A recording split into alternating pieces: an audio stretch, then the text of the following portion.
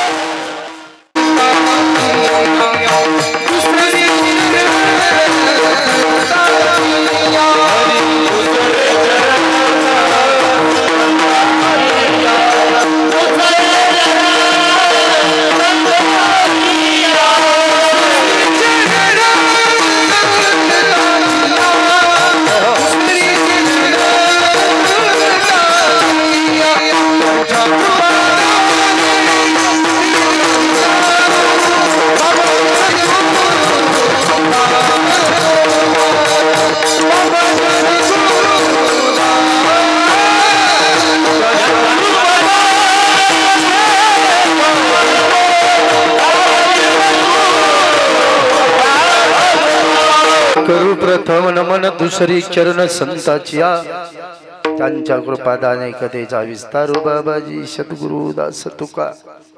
ओम नमो ज्ञानेश्वरा, करुणा करा दयाला, तुमचा अनुग्रह लाधलो पावन झालो चराचरी। प्रस्तुत कीर्तन रूपी सेवे करता घेतलेला अभंग विश्वमान्य जगमान्य माझे जगद्गुरु तुकोबाराय, ज्यांचे शिष्य असणारे निरोबाराय पिंपळनेकर, संतांचं वर्णन करणारा हा अभंग असणारा, संतांचं महत्व दाखवून देणारा चार चरणाचा विठाला।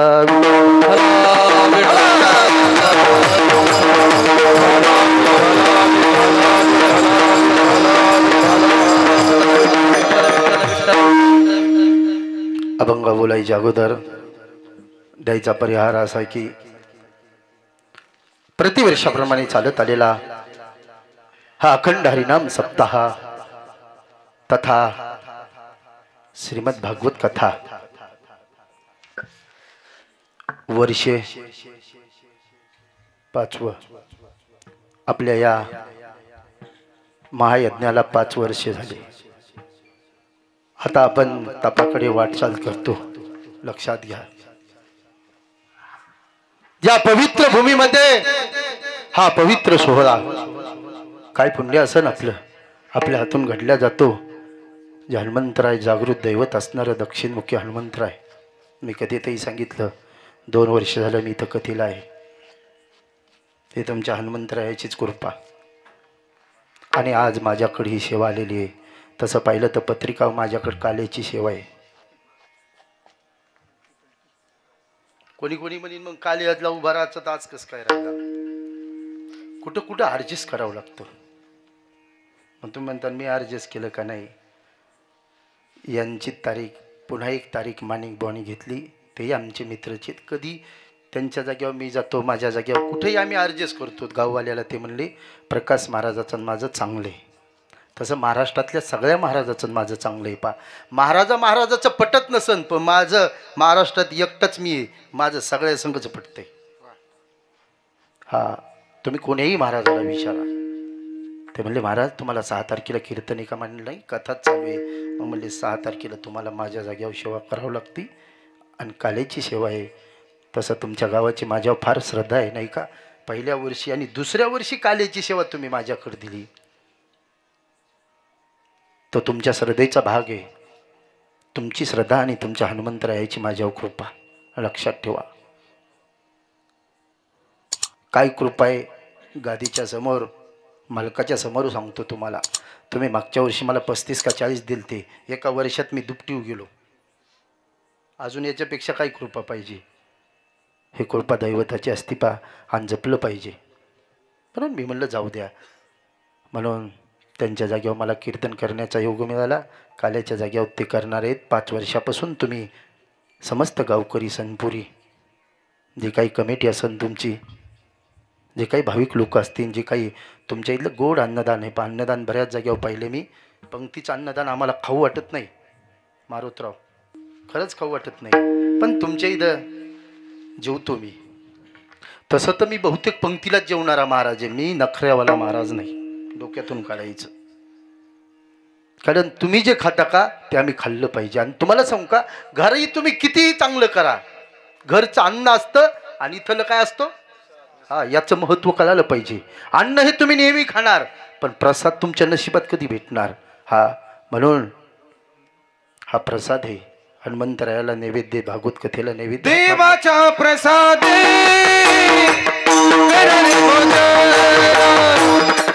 देवाचा प्रसाद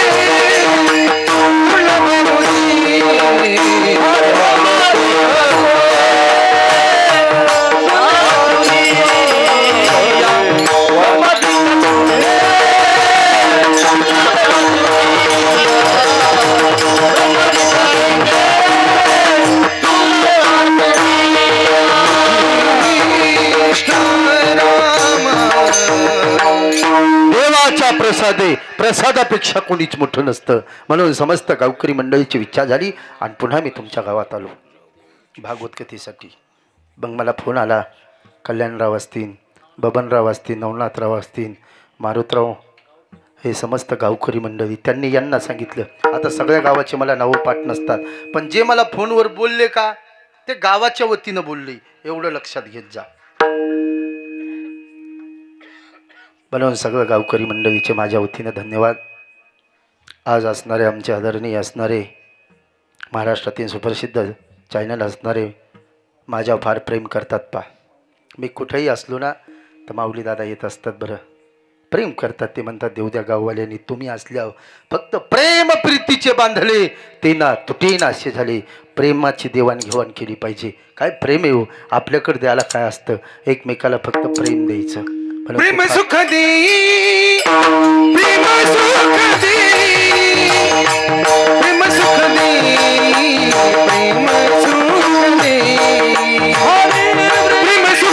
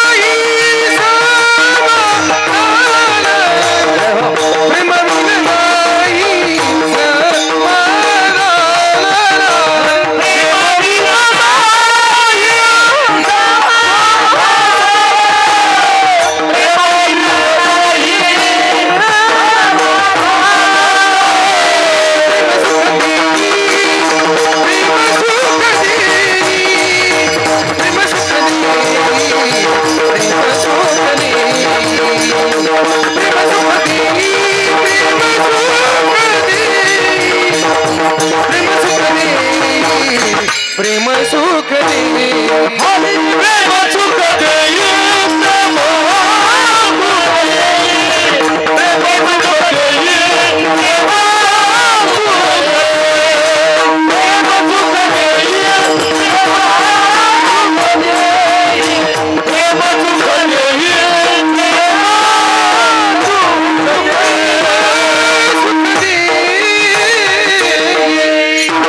सुख देई माझ्यावर त्यांचं प्रेम आहे म्हणून माऊली दादा या ठिकाणी आपलं चॅनल घेऊन उभा राहिले. माऊली कीर्तन सोहळा त्यांचे धन्यवाद.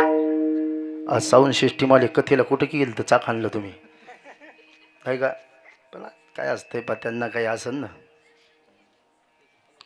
आज पंगत होती त्याची. असू द्या उद्या या. गोड ज्यांची साऊंड सिस्टीम आहे असे आदरणीय असणारे काय नाव आहे संतोष महाराज दमईवाडी त्यांनाही धन्यवाद. महाराष्ट्रातील सुप्रसिद्ध असणारे गायनाचार्य तथा सिंतवादक अगदी माझ्या जवळचे जिवलग असणारे नेहमी माझ्यासोबत राहतात. ज्यांची वारकरी शिक्षण संस्था असणारी पाथरीला आहे असे आदरणीय असणारे गायन सम्राट संगीत विशारद विशाल महाराज खरात ते या ठिकाणी आहेत. आपल्याच परिसरात वैभव असणारे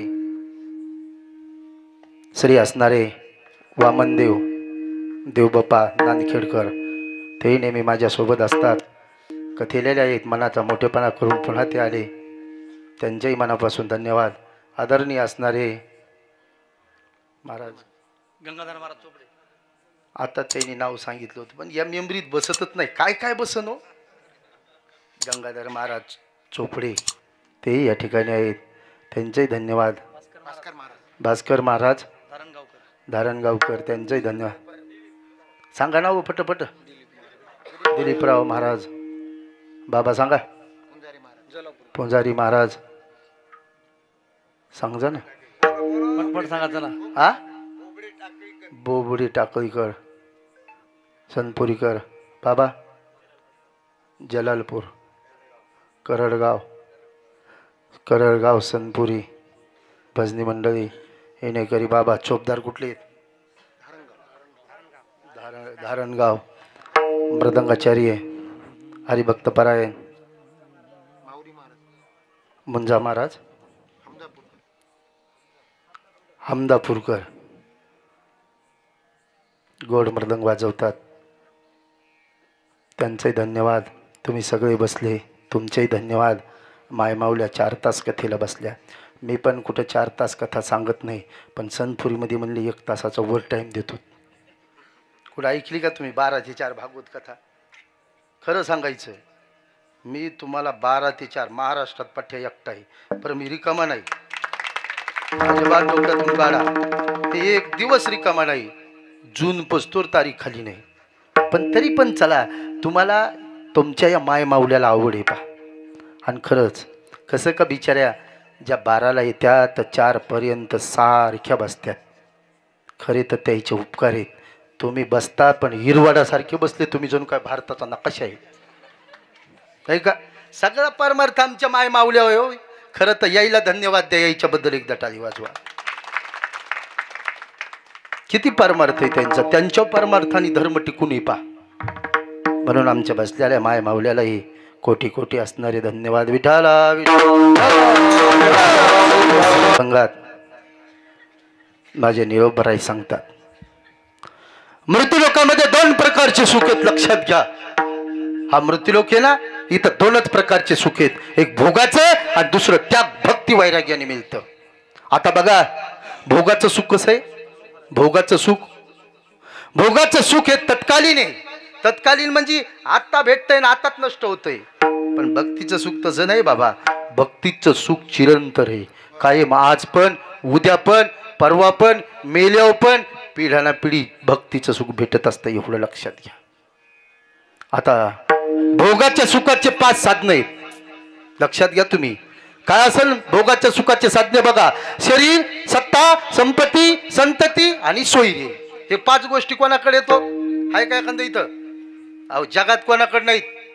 बघा शरीर भोगाला उत्तम पाहिजे.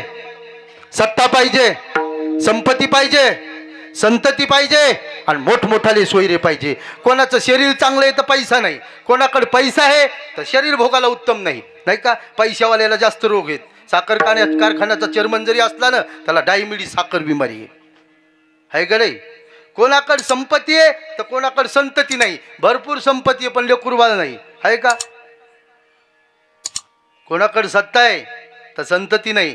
या 5 गोष्टी फक्त दोघाकडे होत्या. एक होता तो रावण आणि दुसरा होता तो भरत. बघा माझ्या रावणाकडे 5 गोष्टी होत्या.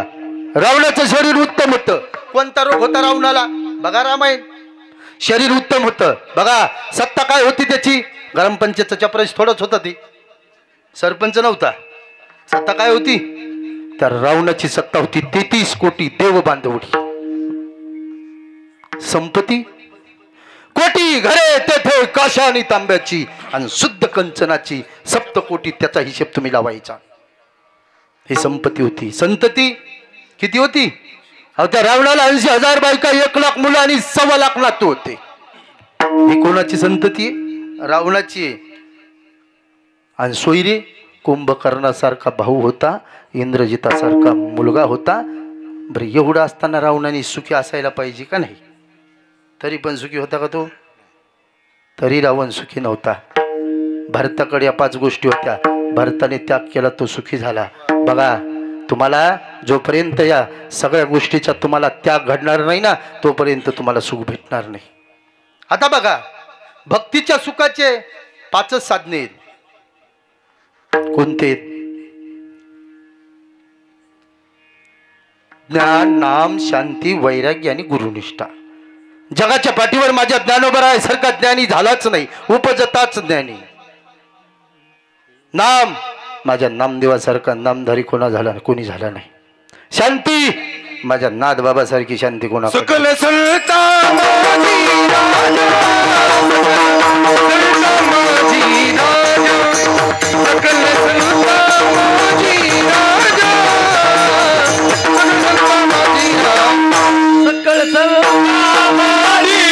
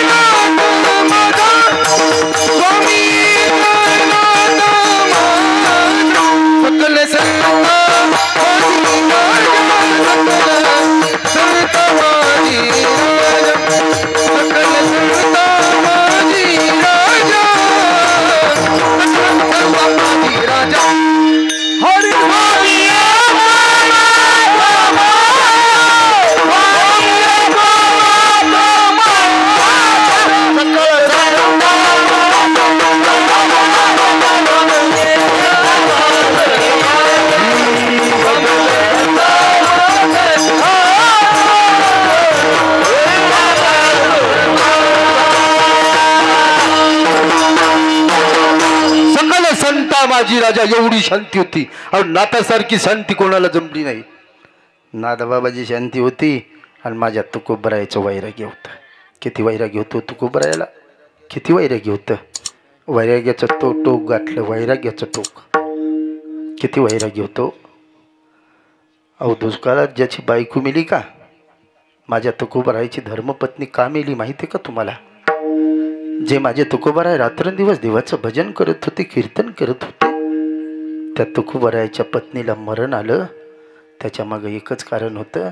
माझ्या तुकोबरायच्या धर्मपत्नीला खायला नव्हतं. खायला अन्न करता स्त्री मेली. दुष्काळ पडला आणि माझ्या तुकोबरायची धर्मपत्नी गेली. लोकांनी विचारलं महाराज तुम्ही तर भजन करता पण तुमची बायको गेली ना. तशा अवस्थेत माझ्या तुकोबरायने काय म्हणायला पाहिजे होतं. बरी झाली देवा,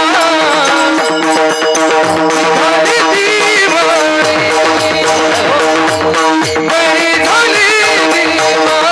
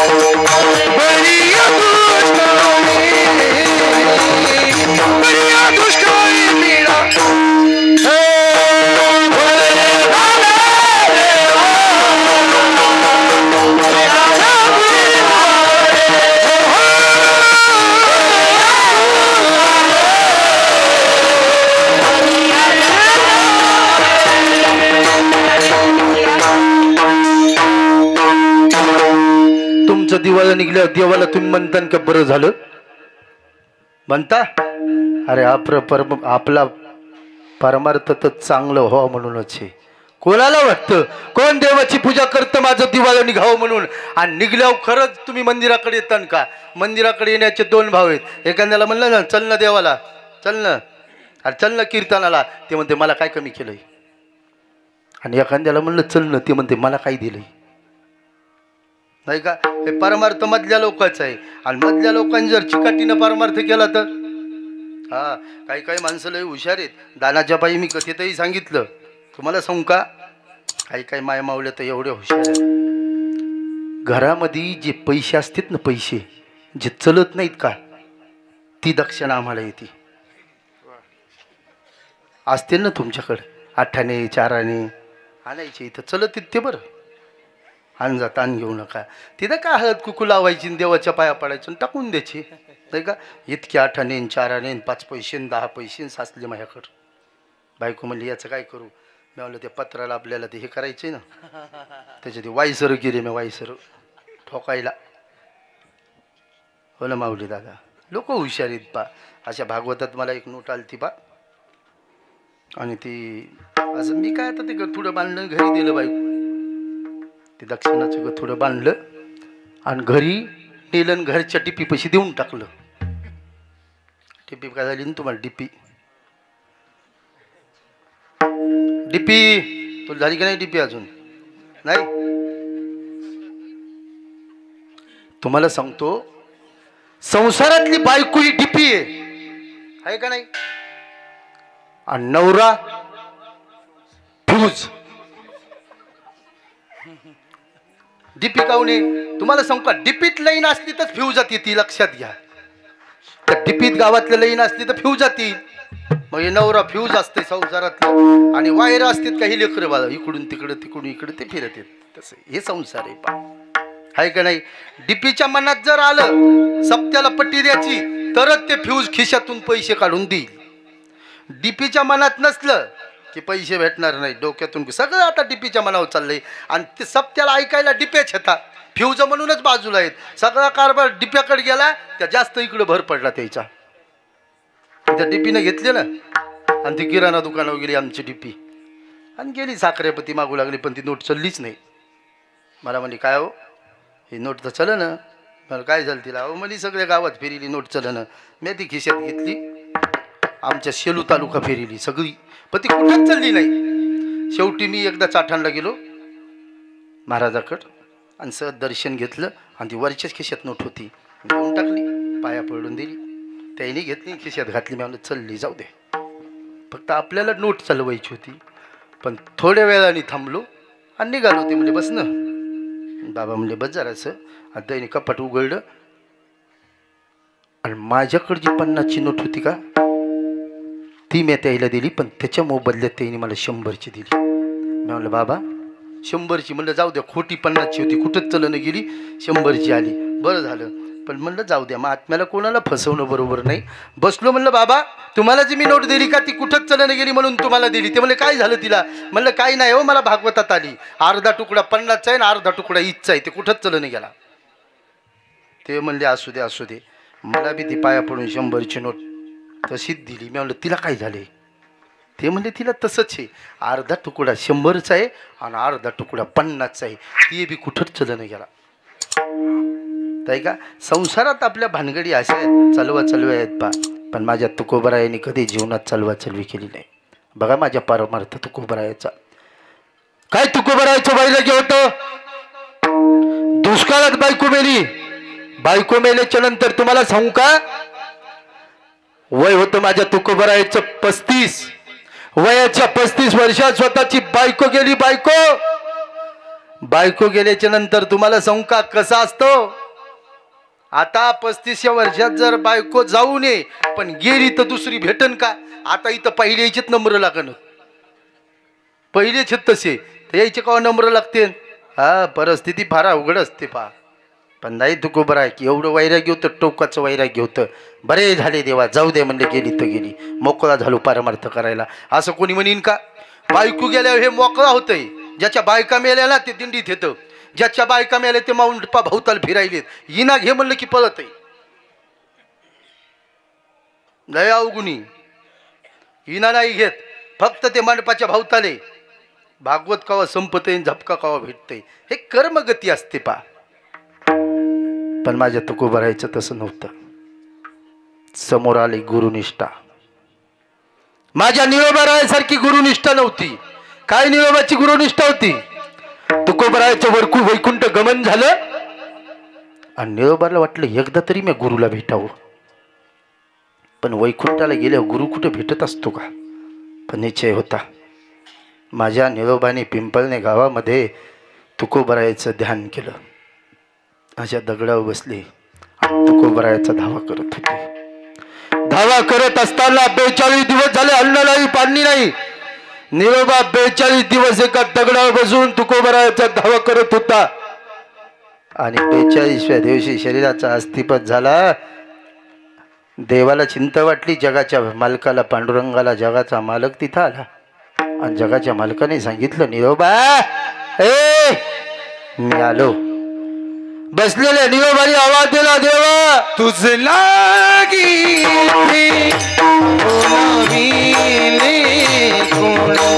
तुझ लागी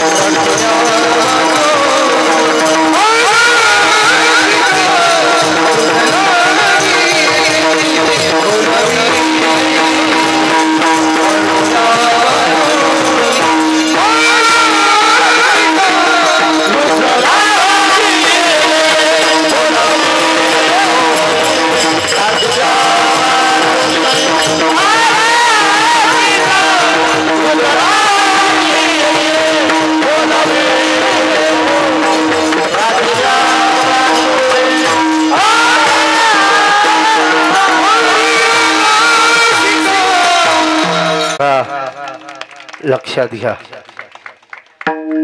धावा कोणाचा चालू होता तुकोबरायाचा आणि भेटायला कोण आलं जगाचा मालक पंढरपुरावर. बोलला निळोबा आलो रे मी. ते म्हणलं आलास ना तुझं लागी येथे बोलाविले कोणी. मी तुला हाक मारली होती का. मी माझ्या गुरुला बोलवत होतो तू आलास. निळा म्हणे आम्ही तुझं नाव करते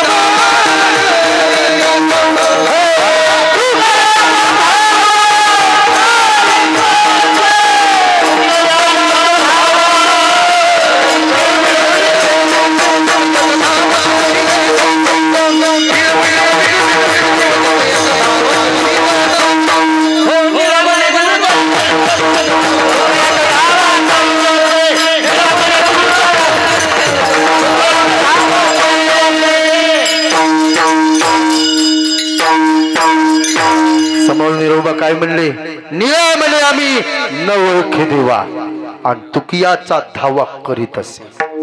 मी तुला ओळखीत नाही, मी फक्त कोणाला ओळखतो, काय संत असतात तो. मी माझ्या तुकोबरायाचा धावा करतो. आलेला देव वापस पाठवला. थोड्याच वेळाने वैकुंठाहून माझे तुकोबराय आले हो. आणि निरोबाकडे डोळे भरून पाहिलं. ज्या निरोबाला 42 दिवस झालं एका दगडाच्या शिळेवर बसलं होता आणि 42 दिवस झालं ज्या निरोबाच्या निरोबाच्या शरीरात अन्नाचा कण नव्हता, पाण्याचा कण नव्हता आणि तुकोबाचा धावा चालू होता. त्या निरोबाच्या शरीराचं अस्थिपत झालं. कसं राहिलं असं शरीर. माझ्या तुकोबारायने त्या निरोबाच्या शरीराकडे पाहिलं, डोळे भरून आले. काय निष्ठा आहे रे तुझी, काय प्रेम आहे, काय गुरुची निष्ठा अशी असावी. हे निरोबा, मी आलो. आणि तुकोबराय आले आणि निरोबाच्या मस्तकावर हात ठेवला. येऊन या कृपावंते स्वामी सद्गुरु तुकिया नाथे, हात ठेवूनी प्रसादे, हात ठेवूनी मस्तके प्रसाद देऊनी केले सुखे. बघा, निरोबा उठला, हाताला धरलं आणि असे दोघं निघाले गुरु शिष्य. पण समोर लोक होते. ते म्हणले, थांब निरोबा, तुला माझा एक प्रश्न आहे. काय? जे तुकोबराय अवरात्र देवाचं भजन करतात, तो जगाचा मालक तुझ्याकडे आलता, मी पाहिला, त्याला तू वापस पाठवलं आणि आज तुकोबराय आले तर तू उठलास, असा अन्याय का? त्यावेळेस माझ्या निरोबाच्या मुखातून निघालेले उद्गार प्रस्तुत घेतलेल्या अभंगाच्या धुरपता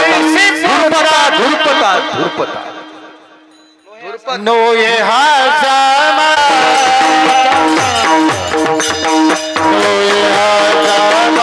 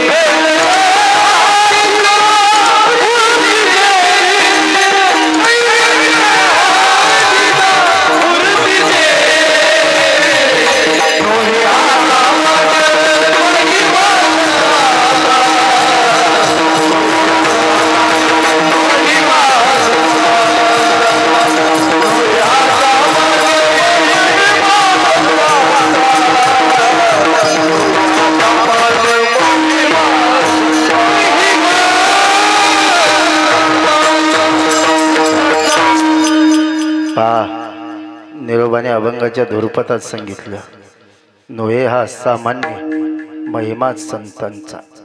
भजनेची कसोटी इथंच कळत असती पा. हा, मी लय भजनेला बोलत नाही, लय बसणाऱ्याला म्हणलं टाळी वाजव, असं बसलो आणि म्हणलं वाजवणं टाळी. ते एकदम उठलं आणि म्हणलं वाजव तू, तू पैसे घेतोस. एक जणाला सहज म्हणलं अरे तो ठेका चुकला. ते ठेका चुकला म्हणलं आणि त्याने टाळ घेतला आणि माझ्या पायापाशी आपटीला. चल दे म्हणलं तू. कीर्तन संपलं आणि तसंच घोंगडी बसून राहिलो. बबनराव म्हणले महाराज तुम्ही त्याला कशाला म्हणले ठेका चुकला. आम्ही म्हणलो चुकला होता बबनराव. अहो म्हणले चुकला होता पण त्या आजच्या कीर्तनाचा यजमान होता ना, गेला ते आता. हा सांगता येत नाही कधी काय होईल. हा म्हणून फुकट कळण शेंडी वळवळ गपचिप बसायचं, काय बोलायचंच नाही. विठाला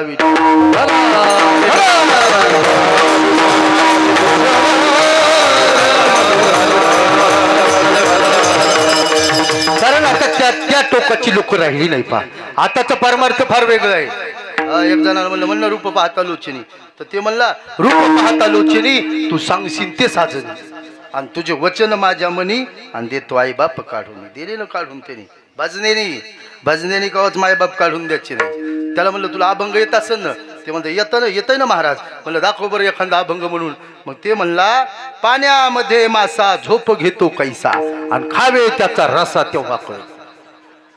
पुढचं जोडलं त्यांनी. मी म्हणलं हरिपाठ. ते मला ते बी येते. मी म्हणलं म्हणून दाखव बरं. ते मला सत्वर उच्चार परलादी बोंबलला आणि उद्धव कोंबला बिळामध्ये. पण या बिळात उद्धवाला घातलं कोणाच ठाऊ. मी म्हणलं उत्तर येत असं ना. ते मला येत आहे ना. म्हणलं दाखव बरं. ते मला हेची दान देगा देवा आणि शेजाऱ्याला रोग व्हावा. ते असे भजने कुठं असतात का. जीभजोड भजन झाले तर काही जागेवर तुमच्या इथे जागर होतं का. जागर काही जागेवर जागर होता आणि जणू काय उसाचं थळ पेटलंय. ते उसाला तसं ते थळ लावित होते ना पहिले. लागतंय का. हा तुम्हाला एक गोष्ट सांगतो, परमार्थ एवढा सोपा नाही. हा परमार्थ करत असताना पिढी ओढणं पाप आहे असं मी म्हणत नाही. काय माझ्या आज्याने थोडासा अभंग लिहिला. तंबाखू ओढून काढिलं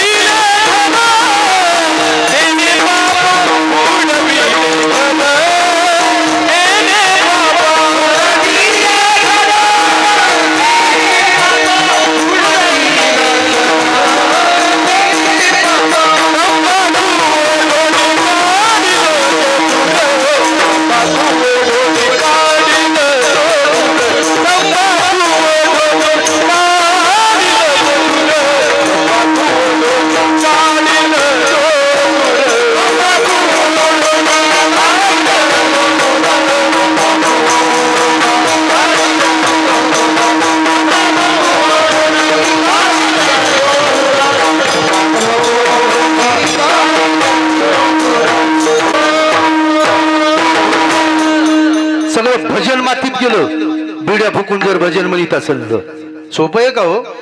सोपं आहे. परमार्थ करणं एवढा सोपा नाही. नाम मात्रा घ्यावी त्याने पथ्य सांभाळावी. ज्याला पथ्य होत असेल ना त्याने ते केलं पाहिजे. पण बका बका बिड्या उडतात. आम्ही देवबाप्पा आम्ही तिकडे दाभाडीला जात असतो. पा बाळूमामाचा शिष्य फार मोठा शिष्य शांतिगिरी बाबा म्हणून 10,000 लोक असतात त्या वाळवंटावर. आजही तिथं भव्य दिव्य बाळूमामाचं मंदिर आहे. आणि तिथं एक भजने येत होता आणि त्या खोपीत आम्ही महात्म्याच्या बसत होतो आणि ती बिडी ओढू लागला. मी म्हणलं देवबाप्पा म्हणजे वढू द्या वढू द्या. मी म्हणलं कशाला वढायला बिडी द्या काढून त्याला. मला नाही. देवबाप्पा दिसतेच तसे नाही. देवबाप्पा म्हणजे महाराज वढू द्या ना. ते धुपूनच काढीत नाही. मी म्हणलं वढू द्या. मी म्हणलं बघू द्या तरी. त्यांनी एक बिडी वळली पण धुपण काढलं नाही. काहीची तर बिड्या ओढणार आहेत. मग बाहेर गेलो बक्का बक्का बक्का बक्का लागलो धुपून काढायला. वारे वा म्हणलं. पुन्हा मायापाशी येऊन बसलं. देवबाप म्हणजे वळ तुला दुसरी वळायची तर. मला कसं काय. पुन्हा त्यांनी बिडी वळली आणि तोंड बंद केलं आणि धुपण लागलं नाकातून काढायला. बका बका बका बापरे म्हणलं. मला चांगलं आहे काय फिल्टर येऊ. पुन्हा दुसरी बिडी पेटिली. त्याने पुन्हा बिडी वळली, तोंड बंद केलं, नाक बंद केलं, धुपण लागलं कानातून काढायला. वा रे वा भजन्या म्हणलं. धुपण कानातून काढ. तिसरी बिडी वळली. त्याने तोंड बंद केलं, नाक बंद केलं, कान बंद केले, डोळ्यातून धुपण काढायला. कितीची तरी चौथी बुडी पेटिली पण मी ओढूच दिली नाही. आता नको ओढू म्हणलं. आता मला सांगा, चौथी बिडी त्यांनी पेटिली, नाक बंद करीन, तोंड बंद करीन, कान बंद करीन, डोळे बंद करीन, अरे झोपण काढीन तरी कुठून? ही पंचायत असते विठाला.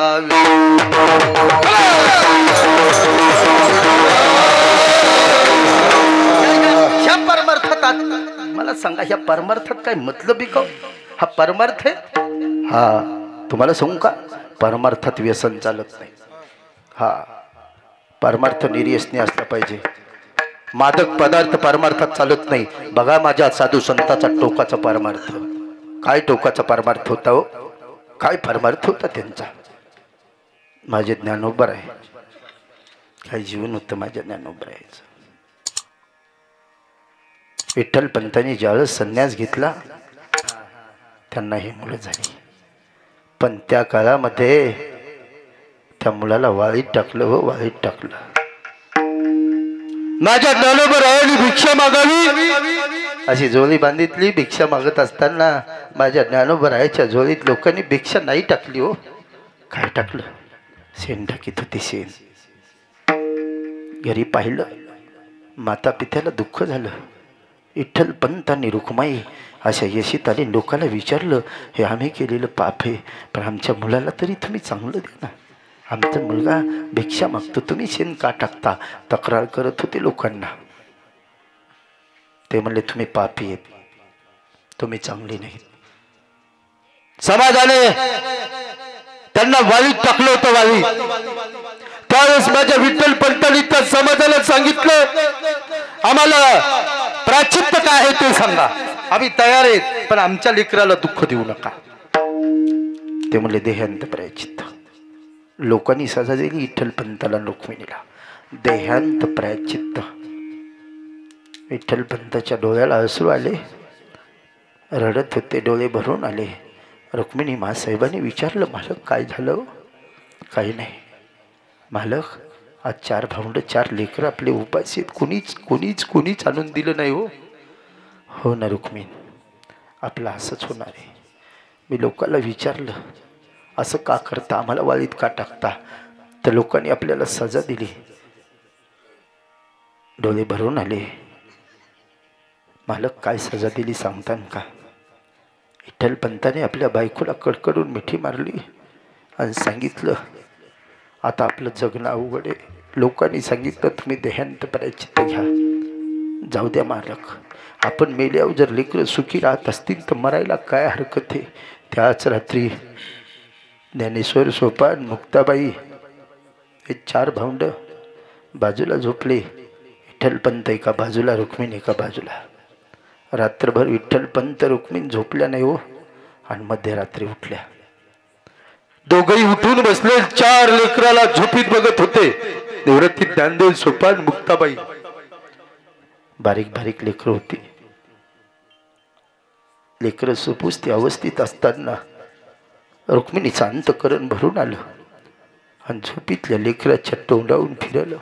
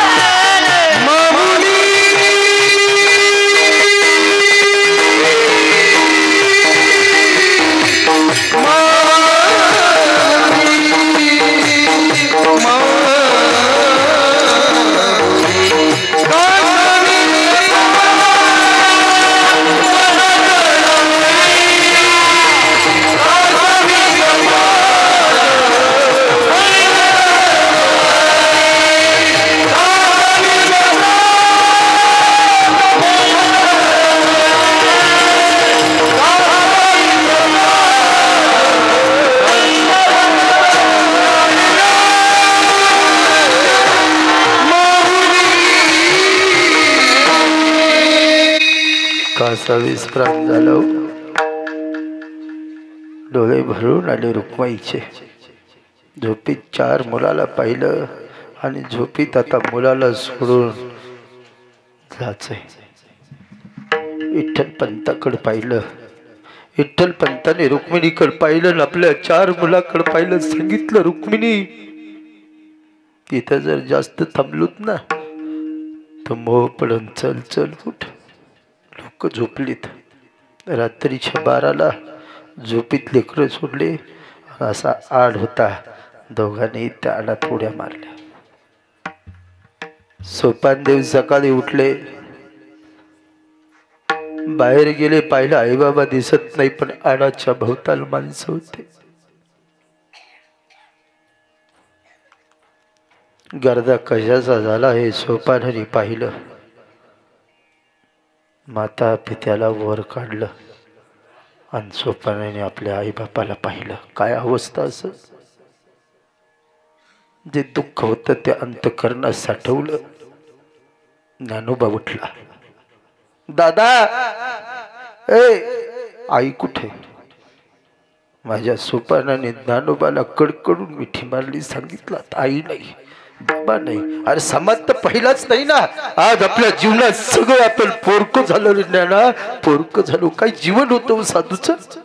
आठवा ना ते जीवन. काही जीवन आहे, काही जीवन आहे. कधीतरी आठवलं पाहिजे. माता पिता गेल्याच्या नंतर भिक्षा मागायची. समाजाने सांगितलं, तुम्हाला शुद्धीपत्र आणावं लागल. कुठून आणायचं शुद्धीपत्र? पूर्वीच्या काळामध्ये आपल्या भारतामध्ये गाजलेलं क्षेत्र म्हणजे पैठण होतं. जा म्हणले पैठणाला आणि तिथून शुद्धीपत्र आणा. हे 4 भावंड असणारे पैठणाला निघाले.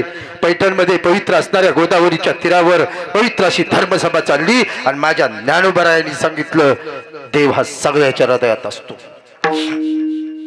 एक जण होतं, ते मला बस कर, देव कुठे सगळ्याच्या हृदयात आहे का? असं काही बी बोलतो का? आम्ही जे वेद बोलतो तो हे वेद असणारा रेडा बोलन का? ते रेडा असणारा म्हशीचा हलगट जवळ आणलं. जवळ जे हलगट जवळ आणलं ना, माझ्या ज्ञानोबरायांनी त्या हलगटाच्या मस्तकावर हात ठेवला. येऊ म्हणे बोल रे सवेद, ओंकार पूर्ण वाचा. तेच माझे, तेच माझे, तेच माझे ज्ञानोबराय अभंगाच्या पहिल्या चरणात.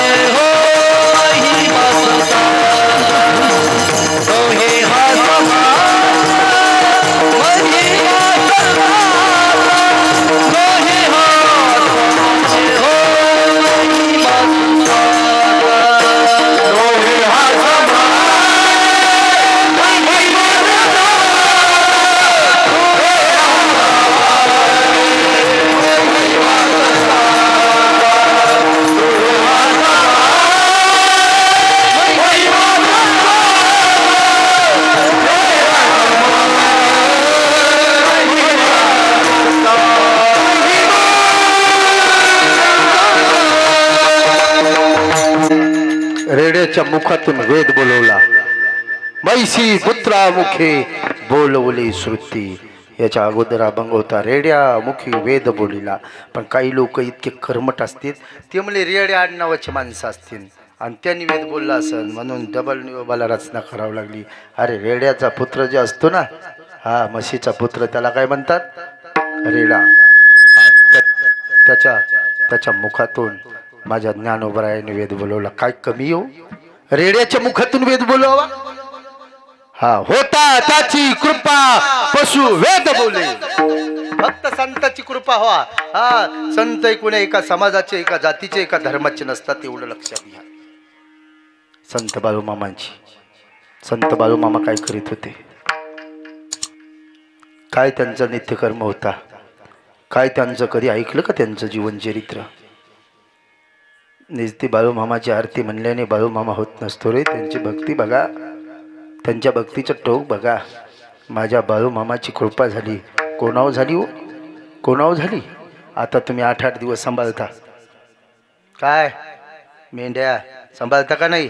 माझ्या बाळूमामाने मेंढीच्या मस्तकावर हात ठेवला, मेंढ्याचा उद्धार झाला. याला संत म्हणतात. हा आपणा सारखे करीती तात्काळ. त्यांचं जीवन चरित्र बघितलं पाहिजे. अनेक संत होऊन गेली. संताच्या जीवनामध्ये अनुभव असतो पा. अनुभव आले अंगा आणि तो या जगा अनुभवाचा परमार्थ आहे. उग परमार्थ ते करायलाय म्हणून मी करायले हे भानगडीत पडू नका. हा गाता येईन ते हे गालेत म्हणून कोणी गाच्या भानगडीत पडू नको. ये रही अनुभव. तुम्हाला सांगू का, पूर्वीच्या काळात डॉक्टर असायचे. डॉक्टर माहिती आहेत का तुम्हाला? गावगाव फिरत होते. गावगाव ते डॉक्टर असायचे. त्याच्या संग एक कंपाऊंडर असायचं. ते दोघंही फिरायचे आणि दोघं फिरत फिरत ते मधले पाऊल रस्ते असायचे पूर्वी त्याच्यासोबत. आणि असे पाऊल रस्त्याने येत होते. पाऊल रस्त्याने येत असताना एक हुट आजारी होता आणि त्या हुटावाल्याने सांगितलं, डॉक्टर साहेब तुम्हाला काय 4 दिवस झालं हुट चारा खात नाही, आजारी आहे, पडू नये, त्याला नीट करा. ते मला किती देशील? ते म्हणला 1000 रुपये लागतील. नीट करतो. ते म्हणला हो 1000 घ्या. ठीक आहे म्हणला. ते डॉक्टर त्या हुंटाच्या जवळ गेलं आणि पाहिलं आणि त्या हुंटावाल्याला विचारलं यांनी काय खाल्लं होतं? ते म्हणला कवट. डॉक्टरच्या लक्षात आलं याच्या नळड्यामध्ये कवट अडकले. ते म्हणला नीट करतो पण त्याच्यासाठी घणन हातोडा लागल. त्याचे कंपाऊंडर होतं का त्याला नांदखेड्याला पाठवलं. इथं नव्हतं ना सनपुरीला. मग तिथून त्यांनी काय केलं, कंपाऊंडरनं घणन हातोडा आणला. त्या कंपाऊंडरला सांगितलं हुटाच्या खाली ठुई. त्या मानाच्या हातात त्या हुटाच्या मानाखाली त्यांनी काय केलं, ते घण ठेवला आणि त्या कंपाऊंडरला सांगितलं वर हान हातोडा. त्यांनी धडे दिशी वरून हात कवट आत गेलं. हुट उठलं चरायला लागलं, मोकळं झालं. याने 1000 रुपये घेतले. पण त्या काळात कंपाऊंडरला 500 रुपये महिना होता. त्याच्या पोटात दुखलं. ते म्हणला डॉक्टर हे सगळंच काम मी केलंय म्हणला आणि तो फुकटच 1000 घेतले मला 500 देतो काय? तो मग हिशेबच. अरे ते मला अनुभव ते काही सांगू नको म्हणला, मला सुद्धा हे करता येते. त्यांनी घेतलं ना ते कानातलं काय असतंय ते डॉक्टरचं सगळं घेतलं आणि ते बी लागला फिरायला. फिरता फिरता ते तुमच्या सनपुरीतच आलं. सनपुरीत एका म्हातारीचं दुखू लागलं. पाहिलं म्हणले डॉक्टर साहेब. त्याला काय म्हातारीचं दुखतंय. ते गेलं ना ते सुटकेस घेऊन म्हातारीकडे. म्हातारी बाजावर झोपलेली होती. डॉक्टर उभा राहिला. म्हणला आजी काय दुखतंय? तिला बोलता येत नव्हतं. तिला असं सांगितलं. नळड त्याला आठवण झाली त्या हुटाची. ते म्हणला जे हुटाला रोग झालता का तेच म्हातारीला झालाय. पोराला म्हणला ए हिला नीट करतो पण घणन हातोडा लागल. पोरग म्हणला डॉक्टर साहेब आतापर्यंत घणन हातोडा कोणी नाही मागितला. म्हणला तुला काय करायचं? तुला म्हातारी मोकळी पाहिजे का? ते म्हणला हो. म्हणला हिला मोकळीच करतो फक्त घणन हातोडा. पोराला वाटलं जाऊ द्या डॉक्टर असेल काही. ते पोरग गेलं आणि घणन हातोडा घेऊन आलं. ठुला त्याच्यापाशी. मला टाका ताईला बाजाच्या खाली. उचलली दोघांनी. ती म्हातारी बाजाच्या खाली टाकली. बाजाच्या खाली टाकली. मग यांनी काय केलं ते घन ते पोरग म्हणलं डॉक्टर साहेब ते मला ताण घेऊ नको. म्हातारी जर नाही मोकळी झाली तर मला काही म्हण. ते मला मोकळी होईन का? ते मला मोकळीच करतो. तू ताणच घेऊ नको. त्याने जे घन म्हणतात त्या म्हातारीच्या नरड्याच्या खाली लावला आणि जे असा हातोडा हाणला. हातोडा धडे म्हातारीनं जी बाहेर काढला. मोकळीच झाली. दृष्टांत संपला. लक्षात आलं ना तुमच्या? डॉक्टर मोकळा झाला, हुंट मोकळा झाला, त्या डॉक्टरने नीट केला, त्याला अनुभव होता, जमलं. आणि म्हातारी मेली, हे डॉक्टर नव्हतं ना, याला अनुभव नव्हता, यांनी म्हातारीचा काटाच काढला. हा, तसं परमार्थ करत असताना परमार्थाला काही महत्व नाही. पा परमार्थात जीवनामध्ये अनुभव आले.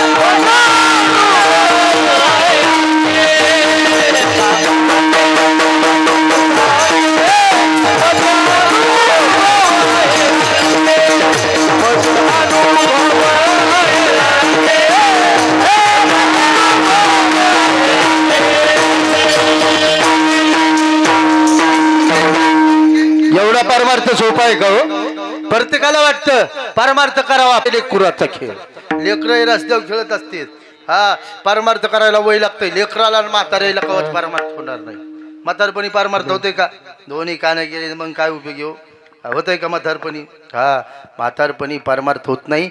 पण म्हाताऱ्या बाया परमार्थ करायला काहून करायलात नाही का? महिन्याची वारी म्हातारी बाया करायल्यात, पंढरपूरची करायल्यात का नाही तुमच्या इथल्या काही म्हाताऱ्या? एसटी फुकट आहे का नाही? काय इथून फुकट जायचं? फुकट एक म्हातारी सारखी एसटी फुकटी म्हणून एसटीतच फिरू लागली. पण फिरता फिरता तिनं काय करायचं पा, मुठभर काजू घ्यायचे आणि रोज ते काजू कंडक्टरला द्यायचे. म्हातारी रोज मुठभर काजू कंडक्टरला देत होती.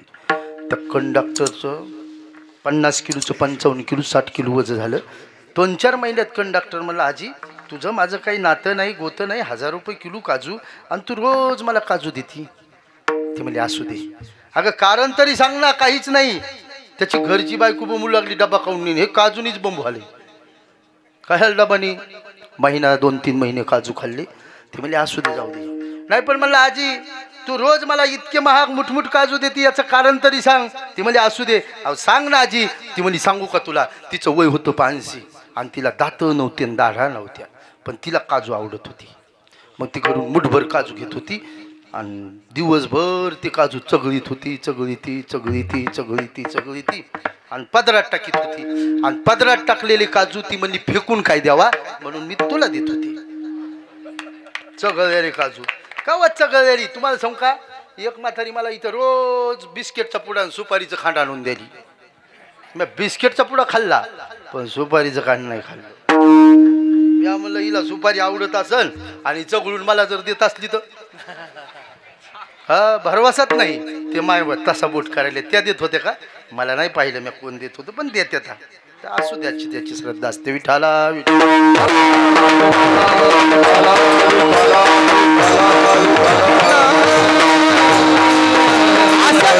परमार्थ होते का? आमच्या इथे एका म्हातारीला मी म्हणलं आजी, म्हणली काय नलकस काय पोराचा संसार? मग ती म्हातारी म्हणली वाटोळ झालं, वाटोळ. मी म्हणलं वाटोळ झालं? काय झालं?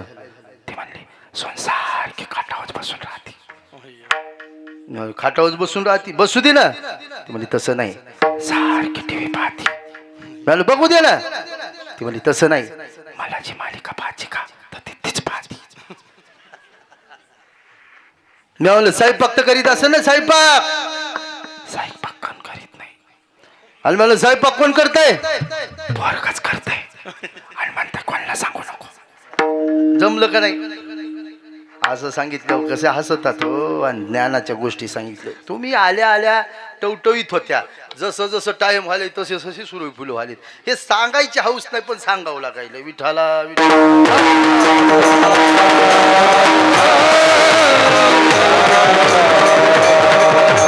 विठ्ठल विठ्ठल विठ्ठल याला फवारे म्हणायचं आहे का.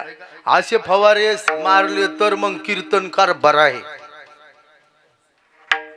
आणि असे फवारे नाही आणले की माणसं झोपत येत ना, मजबुरी असती. विनोदाची कथा विनोदाची कथा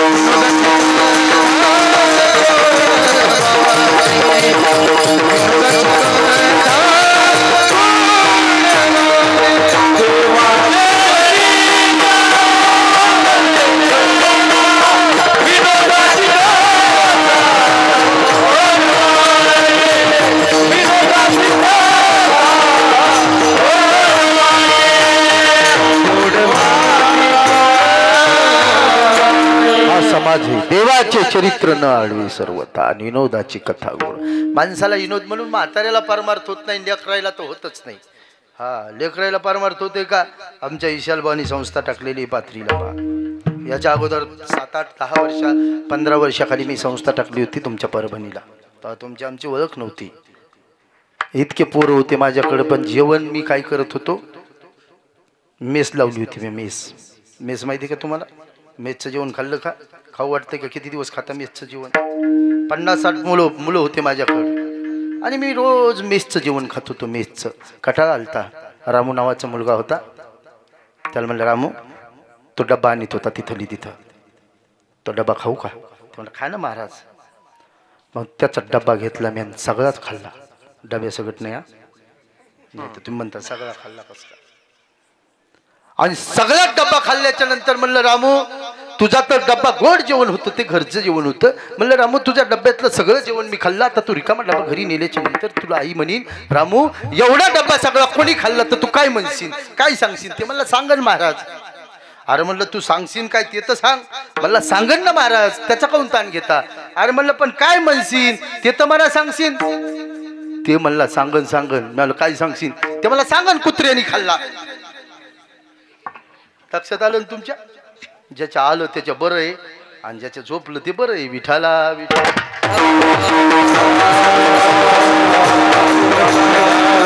लेकराची बुद्धी चंचल आहे, हुशार आहे, पण परमार्थाकडे नाही पहा. असं भागवत चालू होतं. उन्हाळ्याचे दिवस होते. एक पोरग आलं तुमच्या इथे, पोरं पाहिले म्या. मग एक पोरग माझ्या गाडीची हवा सोडू लागली. मी म्हणतो तुझ्या पाया पडतो. त्याला कसं माराव. हा, ते म्हणला, महाराज तुम्ही कुठले आहेत. जाऊ दे ग बस. त्याला गोडीने मी तिथून काढून दिलं. असे उन्हाळ्याचे दिवस. आणि एक पोरग माझ्याजवळ आलं. म्हणलं, महाराज चला ना दूध घेऊ. मी नाही घेत. ते गपची बसलं नाही. ते म्हणला, घेत नाहीत का. मग चहा घेऊ. मी म्हणलं, चहा बी घेत नाही. ते म्हणला, मग लेमन टी घेऊ. लेमन टी काढली तुम्हाला. काळा चहा 2 लिंबाचे थेंब. मी म्हणलं, ते बी घेत नाही. मग ते म्हणला, मग ताक पेता का ताक. उन्हाळ्याचे दिवस होते. भागवत सुटलं. मी म्हणलं, ताक घेऊ चल. पहिले पितळाचे तांबे असायचे पहा. एक पितळाचा तांब्या भरून त्याच्या माईनं ताक फुलतं. आणि म्या बी ते गट सगळं ताक पिऊन टाकलं. पिलं आणि त्याच्या हातात तांब्या द्याला. म्हणलं, ए रामू आता ताक तर म्या सगळंच घेतलं, पण तुझ्या आईनं जर कढीला ठेवलं असलं तर आई तुला काय म्हणीन उद्या. तिनं कढीला ठेवलं असेल ना, आणि तू तर मला सगळंच दिलं. ते मला, महाराज काही म्हणणार नाही ती. अरे मी म्हणलं, सगळं ताक पिलं म्या. ते मला काय म्हणणार नाही. येरी तर ती फेकूनच देणार होती. आणि मला काय झालं. मला काही नाही, त्याच्यात उंदीर पडला होता. आता उंदीर पडले, त्या उंदराची केस अहो ताक बड बड बड बड उलटलं मला उलटल्यावर आता लहान लेकरावर राग काढता येईन गेला. मग ते मी बी पितळाचा तांब्या घेतला ना असं भेताळ होतो धडे दिशी हाणला तांब्याचाच कानूला केला. पण तेवढे त्याची माई येत होती. ते म्हणलं आई महाराजाने संडासचा तांब्या फोडला. जमलं म्हटलं. ते असे लेकर असते विठाला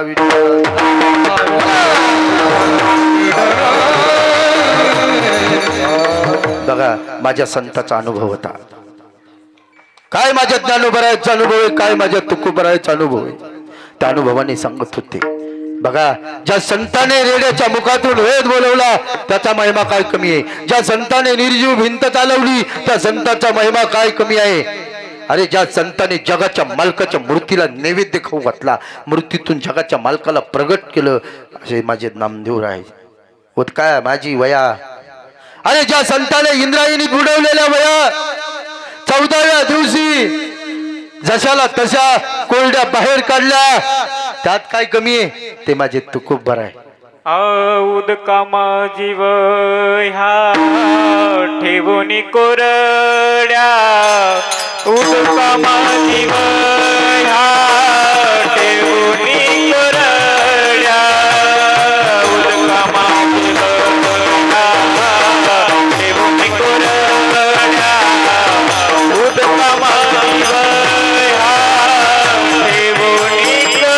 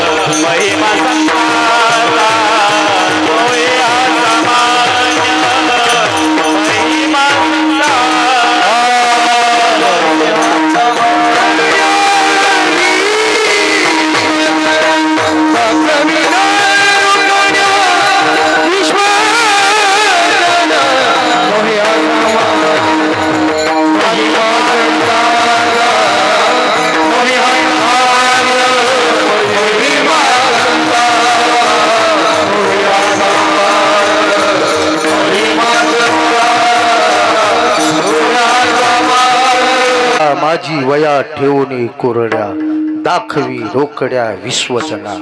बघा पंचमेध गाथा जगाच्या मालकाने 14 दिवस पाण्यात राहिला आणि माझ्या तुकोबारे जगाच्या मालकाने जगाच्या मालकिनीने तो जशाला तसा वर काढून दिला. जरी दगडा सहित वया तारिल्या जैशा लाह्यासारख्या त्या वया वर आल्या. माझ्या नेहबराय बोलतात त्या संतात काही कमी आहे म्हणून नो हे हा सामान्य महिमा संताचा. विठोबा रखुमाई जय जय विठोबा.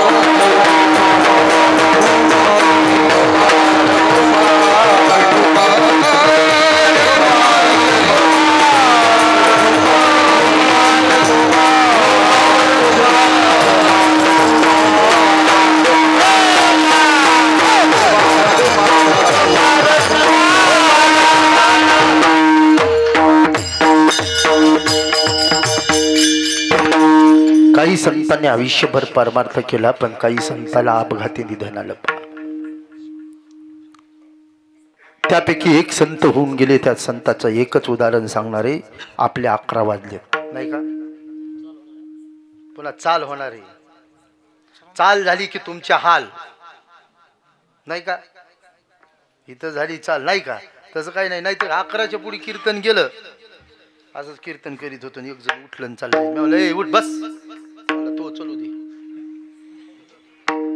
म्हणलं, तू कुठं चालला? ते मला तो चलू दे तुला कोणी आणलं त्याला बघतो म्हणला.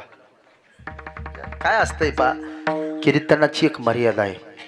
कीर्तन कव्हा चालू होऊ द्या, पण 11ला संपलं पाहिजे. आता तुम्ही कशाची वाट बघायली? इमानदारीनं सांगायचं. तुमच्या इमानदारीनं तुम्ही मारुतीच्या पुढे बसली, कशाची वाट बघायली? संपायची नाही का? संपायचीच बघायले ना. हे कव्हा संपत आहे? आणि जास्त जर भार लांबलं तर ते म्हणते 6 महिन्यापासून याला कीर्तन नसन. आणि कमी सांगितलं तर ते म्हणतात मग याचं भांडवल संपलेलं असेल. दोन्ही बाजू असतात का नाही? आपलं नियमाने चालू द्यायचं नाही का? एकच 2 मिनिटाचं उदाहरण आहे पा. ज्या संताला वाटलं होतं माझा शेवट गोड व्हावा, त्या संताला अपघाती निधन आलं. त्या साधूचं नाव आहे चोखोबा. मंगलवेड्याची भिंत पडली पा, आणि त्या मंगलवेड्याच्या भिंतीमध्ये हजारो माणसं मेल्या गेली. 4 महिने झाले, 6 महिने झाले. 6 महिन्याच्या नंतर नामदेव महाराज जगाच्या मालकाकडे गेले. तर जगाच्या मालकाच्या डोळ्याला अश्रू आले. जगाचा मालक रडत होता. का? माझा चोखोबा गेला. नामदेवाने विचारलं, देवा का रडतोस रे? जगाचा मालक नामदेवाला बोलत होता, नामा ए नामा, अरे रात्रंदिवस माझी भक्ती करणारा माझा चोखोबा तो 6 महिन्यापासून लावळात आला नाही. देवा काही कामात असन, कुठं गेला असन, तुला तर माहिती ना सगळं. हो नामा माहिती ना. अरे 6 महिन्याच्या अगोदर त्या मंगलवेड्याची भिंत पडली, आणि त्या भिंतीमध्ये माझा चोखोबा गेला रे नामा. अरे माझा चोखोबा आज पण माझी वाट बघतो. नामा माझं काम करशील का? देवा सांग काय करायचं? नामा माझी एकच इच्छा आहे की माझ्या चोखोबाची हाडं तू आणावा. माझ्याकडे त्याच्या हाडं घेऊन ये, मला त्याला भेटायचंय. नामदेव महाराज म्हणले, देवा तू पागल आहेस पागल. 6 महिन्याखाली हजारो माणसं त्या भिंतीखाली मेले, आणि चोखोबाची हाडं नेमकी ती कशी काय कळतील? जगाचा मालक नामदेवाला बोलत होता, नामा माझ्या चोखोबाची हाडं विठ्ठल बोलतात. काय ताकद आहे?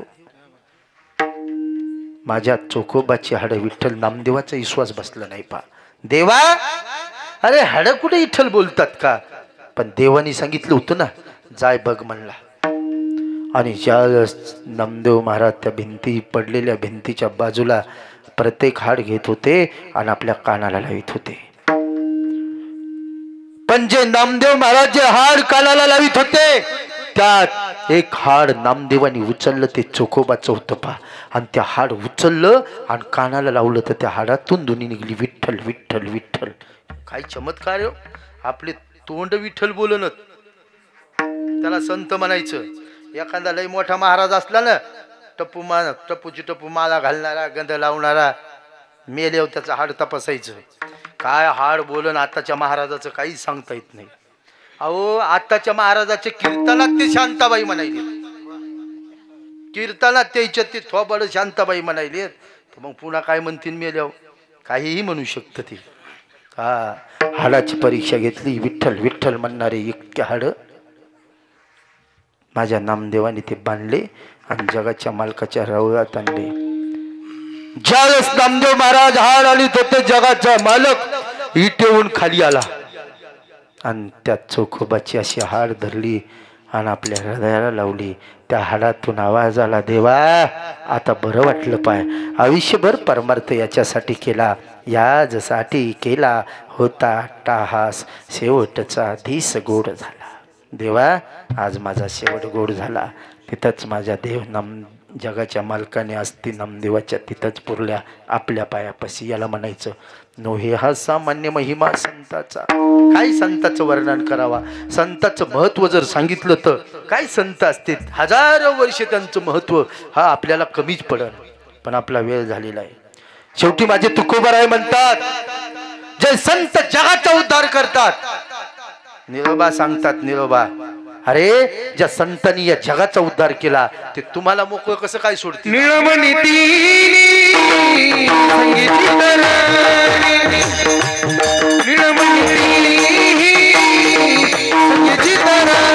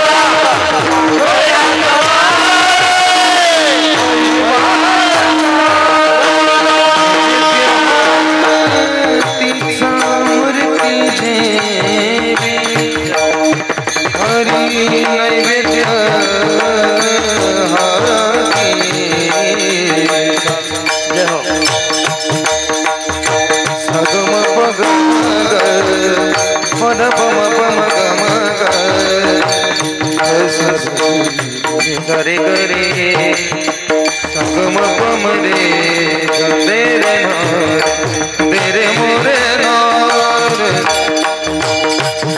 गम बदम नहीं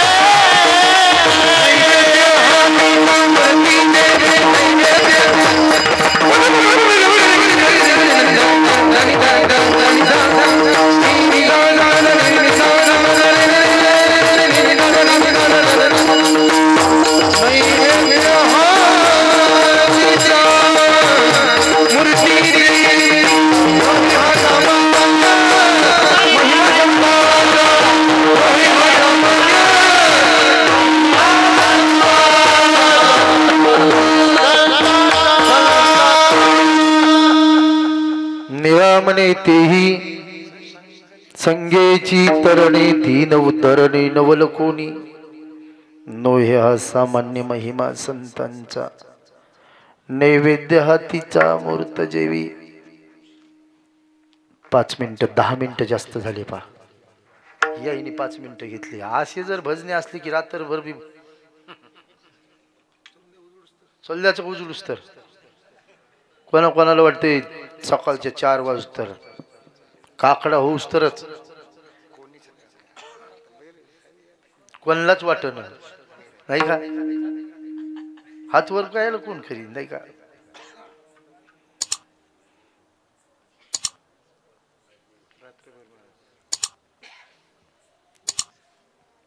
अर्धा घंटा सांगतो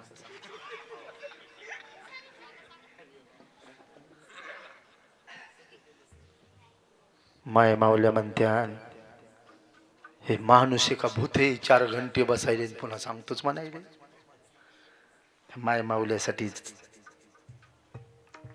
आपली सेवा संपलेली आहे ताण घेऊ नका हे आता आले तर हे आले निर्वाडासारखी बसलेत काही तिकडे बसले तिकडे बसणाऱ्याचं एकच कारण आहे पटलं तर पटलं नाही तर सुटलं तिकडचे बसणारे म्हणजे आधार असते तर जर अलीकडे बसलेत काही मागं बसतेत काही तिकडे गप्पा हाणीत बसलेत चहाच्या नाही का जाऊ द्या पण बिचारी बसले ना त्याला महत्व आहे आज माझ्या कीर्तनाला तुम्ही असं बसले पण उद्यापासून इथं बज्जा जरा दाट बसलं पाहिजे येणारे आता मी जुना झालो 2 वर्षापासून म्हणून मी तुम्हाला काही म्हणणार नाही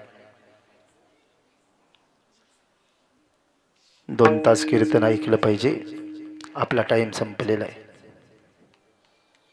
बोलण्याच्या ओघातून माझ्याकडून जर काही वाईट शब्द निघाला असेल आणि होत असते बोलण्याच्या ओघात माणूस बोलत असते एखादा जर वाईट शब्द निघाला असेल आणि त्याचा दुष्परिणाम होत असेल तर तो माझ्या वाणीचा दोष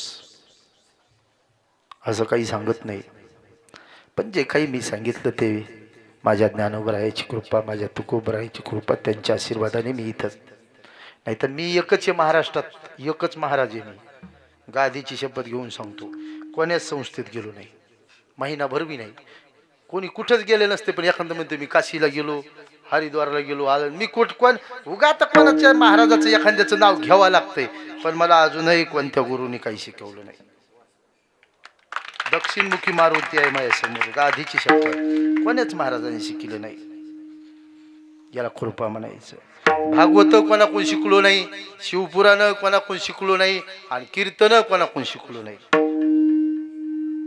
आणि ठरून पुन्हा कधीच एखाद्या महाराजाला जर कीर्तन करायचं तर ठरून अभंग घ्यावा लागतो मी ठरून पुन्हा कधी चिंतन करत नाही जे आहे ते आहेच ही माझ्या ज्ञानोबरायाची कृपा आहे हे तुमच्या माय मावल्या तुमच्या आणि तुम्ही जे बसले का तुम्ही साधारण नाहीत बरं काय तुम्ही आमच्यापेक्षा 10 पटीनं मोठे आहात श्रोते तुम्ही महेशाच्या मूर्ती तुम्ही जे बसलात ना उगा ऐकत बसलात तुम्हाला सगळे कीर्तन पाठ झालेत पण बसता आणि तुम्हाला सांगू तुम्ही आहात म्हणून आम्ही आहेत तुम्ही नाही आले का आम्ही या बांबूला सांगायचं का तुम्ही ऐकता हेच लय मोठे उपकार आहेत आणि तुम्हाला सगळं पाठ आहे तुम्हाला माहित आहे बऱ्याच काल परवा कोणीतरी कीर्तन केलं ते म्हणजे माय एक माऊली म्हणू लागली माय त्या महाराजांनी अभंग घेतला आणि त्याच्यावर काहीच बोललो नाही म्हणजे सगळं कळतंय तुम्ही बोलत नाहीत गुंदोच काढीत नाहीत म्हणून तुम्ही 2 तास मनाचा मोठेपणा करून कथेला येता भागवताला बसला म्हणून तुम्हाला कोटी धन्यवाद गोड असं गाव तुमचं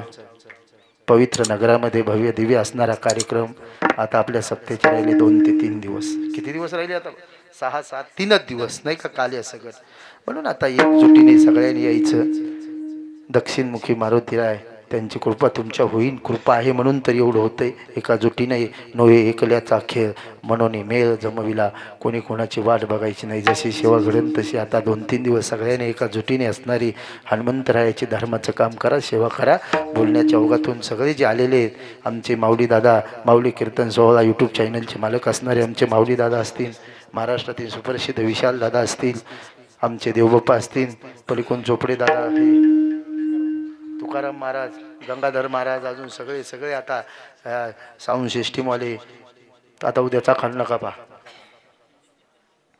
त्यांची गोड साऊंड सिस्टीम पा काय असतं पा, त्यांनाही अनुभव या गोष्टीचा, म्हणून तेही मोठेच मनाचा मोठेपणा करून या ठिकाणी तुम्हाला त्या सिस्टीम एक कीर्तनकाराचा जीव असते पा, ती जर चांगली असेल तर आम्ही चांगली येत नाही तर आम्हाला काही एका दिवसाचं आहे का. म्हणून सगळ्याचे मनापासून आभार, सगळ्याचे धन्यवाद. इथंच सेवा संपली. ज्ञानेश्वर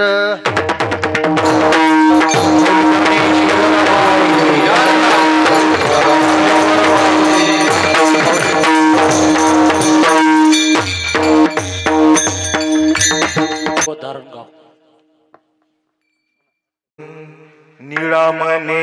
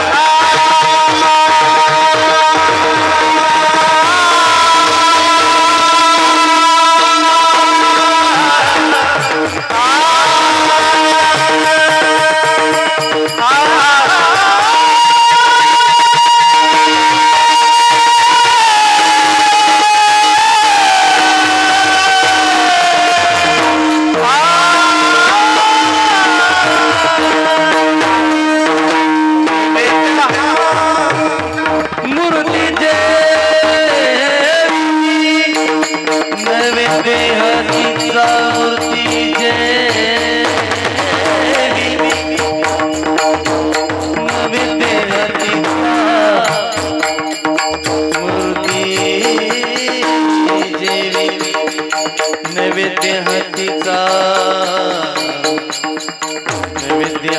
हातीचा मूर्ती नैवेद्य हातीचा हो नैवेद्य हातीचा हो नैवेद्य हातीचा मूर्ती देवी नैवेद्य हातीचा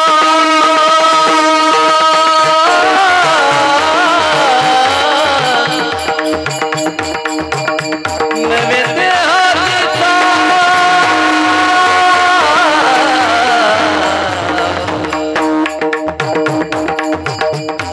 नैवेद्य हातीचा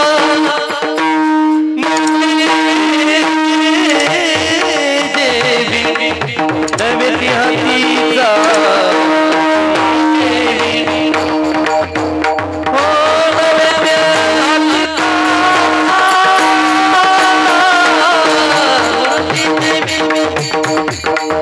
नैवेद्य हातीचा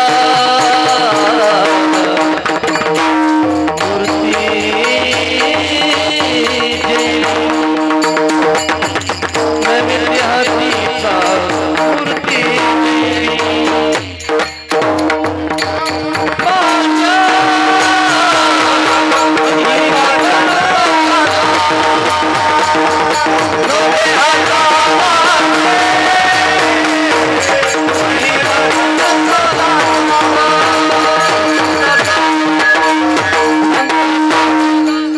निवामने तेही संगेची तरणे दीन उद्धरणे नवल कोणी नोय हा सामान्य महिमा संतांचा नैवेद्य हातीचा मूर्त जेवी. कीर्तनाची सेवा संपली. सगळ्याला इथून धन्यवाद. तसेच आदरणीय असणारे भागवताचार्य आपल्या परिसराचं वैभव तुम्हाला सांगू का तुमचं लग्न बी असू द्या तुम्हाला झटका देते. फक्त माझ्या संघ असलेतच राहते. आज 2 लग्न होते उद्या लग्न आहे त्याला म्हणजे झटकाच देतो. त्यांनी टायमाला कोण आला मिळाला त्याला सांग जा बाबा. आमचा कार्यक्रम 2 मागच्या नांदखेडला माझी कथा होती 1 वर्षापासून आता 10-12 कथेला माझ्यासोबत येत. आता हे झालं की लगेच 2 दिवसाला तिकडे तुमचं सांगतं की लगेच चालू आहे आम्हाला करडगाव लगेच कवडधन लगेच गिरगाव सोबतच येत. ते वर्ष झालं माझ्यासोबत येत. स्वभाव चांगला गोड आहे. तुम्हाला सांगू का देवबापाच्या बाबतीत काय ते माणसाचं काय असतंय. पण मी ह्या गादीची शपथ घेऊन सांगतो ह्या माणसाला कोण काय म्हणेन मला माहित नाही पण यांच्या बाबतीत मी यांना तुकोबा आहे समजतो. काय महाराज अपेक्षाच नाही हो. असे माणसं कमी संत ओळखू येत नसतील बरं. काय लक्षात घ्यायचं ब्राह्मण समाजामध्ये प्रत्येकाला जोर आहे पण स्वर नाही. आणि यांना माऊलीची कृपा आहे. किती गोड स्वर आहे हा. म्हणून त्यांचाही धन्यवाद.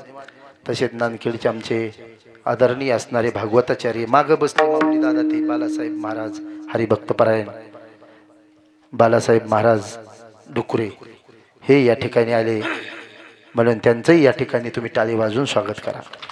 त्यांनाही असणारे कोटी कोटी धन्यवाद. तुम्ही 2-2.5 तास कीर्तन ऐकलं त्याच्याबद्दल तुम्ही स्वतः एकदा टाळी वाजवून स्वागत करा. तुमचे तर कोटी कोटी धन्यवाद. इथंच सेवा संपली हे जाहीर करू. जय विठ्ठल.